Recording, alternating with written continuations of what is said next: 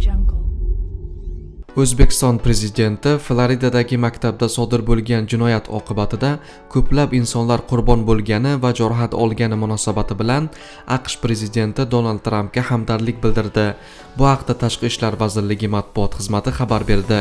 Shavkat Mirziyoyev qurbon bo'lganlarning oila a'zolari va yaqinlariga hamdardlik so'zlarini izhor etdi. Jarohatlanganlarga tez fursatda sog'ayishini tiladi. Eslatib o'tamiz, Floridadagi maktabda sodir bo'lgan otishma oqibatida 17 nafar odam halok bo'lgandi. Tojikiston joriy yil mart oyidan O'zbekistonga elektr energiyasi yetkazib berishni boshlashi mumkin. Bu haqda mamlakat hukumatidagi manba ma'lum qildi deya xabar beradi Asia Plus. Manbaga ko'ra, elektr energiyasi eksportining umumiy hajmi yiliga 1,5 milliard kilovatt-soatni tashkil etishi mumkin. Hozirda Dushanbe va Toshkent elektr energiyasini yetkazib berish shartlari, jumladan narx masalasini muhokama qilmoqda. Mazkur masaladagi yakuniy qaror O'zbekiston prezidenti Shavkat Mirziyoyevning mart oyi boshlariga mo'ljallangan Tojikistonga davlat tashrifi davomida qabul qilinishi kutilmoqda. Ma'lumot uchun 2017-yil Tojikistonda 18 milliard kilovatt-soatdan ortiq elektr energiyasi ishlab chiqildi. 13-fevral kuni O'zbekiston bosh prokurorining birinchi o'rinbosari Murodjon Azimov Davlat bojxona qo'mitasi raisi etib tayinlandi. U bu lavozimda o'z vaqtida prezident xavfsizlik xizmatiga boshchilik qilgan sobiq MXX mulozimi Muidjon Tohiriy o'rnini egalladi. Murodjon Azimov so'nggi bir yilda martabali lavozimni egallagan birinchi sobiq prokuror emas. 31-yanvar kuni 3 yildan beri O'zbekiston bosh prokurori bo'lib ishlab kelayotgan Ixtiyor Abdullayev Milliy xavfsizlik xizmati raisi etib tayinlandi. U mazkur lavozimda xizmatning 23 yillik rahbari Rustam Inoyatovni almashtirdi.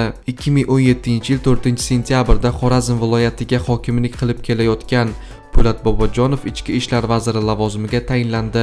Bobojonov viloyat hokimi bo'lishidan oldin Jizzax va Buxoro viloyatlari prokurori lavozimida ishlagan. Shuningdek, 2017-yil davomida prezidentning Toshkent shahri, Qoraqalpog'iston Respublikasi va Namangan viloyatidagi xalq qabulxonalariga sobiq prokurorlar rahbar etib tayinlangani xabar qilingandi. Bir nechta tumanlarga ham sobiq prokurorlar hokim bo'ldi. Bunga misol tariqasida Toshkent viloyatidagi Yangi yo'l va Chinoz tumanlarini keltirish mumkin. Toshkent shahrida metroning Minor bekati chorrahasida inkassator mashinasi va 72-yo'lovchi avtobusi ishtirokidagi yo'l transport hodisasida avtobus haydovchisi halok bo'ldi. 7 nafar yo'lovchi jarohatlandi, deb voqea tafsilotlariga oydinlik kiritadi gazeta.uz. Jabrlangan yo'lovchilar shahardagi 17-shifoxonaga yetkazilgan. Ularning ayrimlarida miya chayqalishi qayd etilgan, ba'zilarining peshonasi shikastlangan. Toshshahar Transxizmat haydovchi halok bo'lganini tasdiqladi va hodisa yuzasidan tekshiruv boshlanganini bildirdi. Jinoyat ishlari bo'yicha Toshkent viloyati sudi Chinozlik Ahmadboy va uning sheriklari ishi bo'yicha yakuniy sud majlislari bo'lib o'tadi. Daryo manbasi bergan axborotga ko'ra, 16-fevral kuni sudlanuvchi Ahmadboy va uning sheriklariga so'nggi so'z aytish imkoni beriladi. 19-fevral kuni esa sud hukmi e'lon qilinishi kutilmoqda. Ma'lum qilishlaricha, sud majlislari jinoyat ishlari bo'yicha Toshkent viloyati sudi, Toshkent shahri, Rustavellik ko'chasi 93-uyda bo'lib o'tadi. 2 barobar qilib qaytarish va'dasi bilan juda katta miqdordagi omonat mablag'larini milliy va xorijiy valyutada qabul qilish bilan noqonuniy ravishda shug'ullanib kelgan moliyaviy piramida tashkil etgan Chinozlik Ahmadboy 2016-yil iyun oyi o'rtalarida qo'lga olingan edi. U bunday faoliyat bilan bir necha yil shug'ullangan. Qo'lga olingan vaqtida Ahmadboyga pul bergan yoki undan pul olgan odamlar soni bir necha 10 mingga yetgan. Unga nisbatan Jinoyat kodeksining 4 moddasi bo'yicha ayblov ilgari surilgan. Dastlabki sud majlislari 2017-yilning avgustida bo'lib o'tgan. Xususan birinchi yig'ilishlarda sud zaliga odam sig'may ketgan. Qayd etish joiz, aynan Ahmadboyning faoliyati sabab O'zbekistonda moliyaviy ehromlarni tashkil qilganlik uchun jinoiy javobgarlik joriy etildi. Ahmadboy qo'lga olingan dastlabki davrda uning faoliyatini to'xtatish o'rniga bir necha yil davomida unga rahnamolik qilib kelgan amaldorlar, huquq-tartibot organlari vakillarining harakatlariga ham tergov jarayonida huquqiy baho berilishi aytilgandi.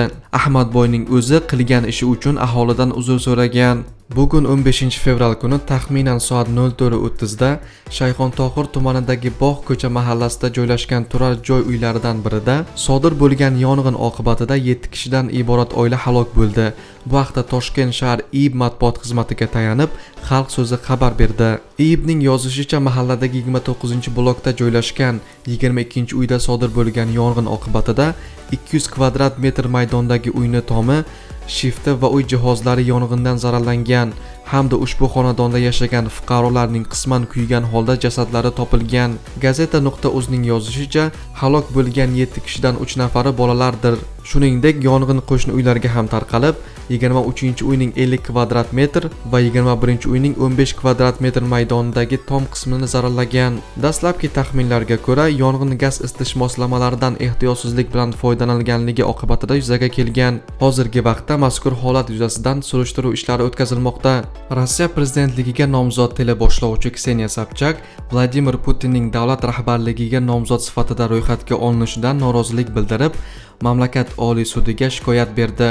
Bu haqda Korrespondent.net xabar bermoqda.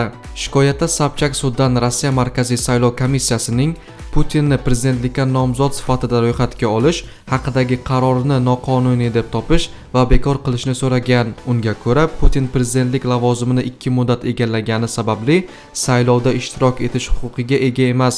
Sud yig'ilishi 16 fevral soat 10:00 ga belgilandi. Syrian Observatory for Human Rights huquqni himoya qilish tashkiloti Suriyaning Deir ez-Zor viloyatidagi harbiy omborda yuz bergan portlash oqibatida Rossiya xususiy qo'riqlash kompaniyasining 15 nafar xodimi halok bo'lganini ma'lum qildi. Bu haqda Meduza xabar bermoqda. Portlash yuz bergan qurol ombori Tabiya jazira aholi punktida joylashganligi ma'lum qilindi. Tashkilot versiyasi bo'yicha rossiyaliklar hukumat tarafdori kuchlari jangchilari bilan birga omborga kirishga uringan. Biroq mina ishga tushishi oqibatida portlab ketgan. Huquq himoyachilari ma'lumotiga ko'ra, portlash oqibatida jami 23 kishi halok bo'lgan.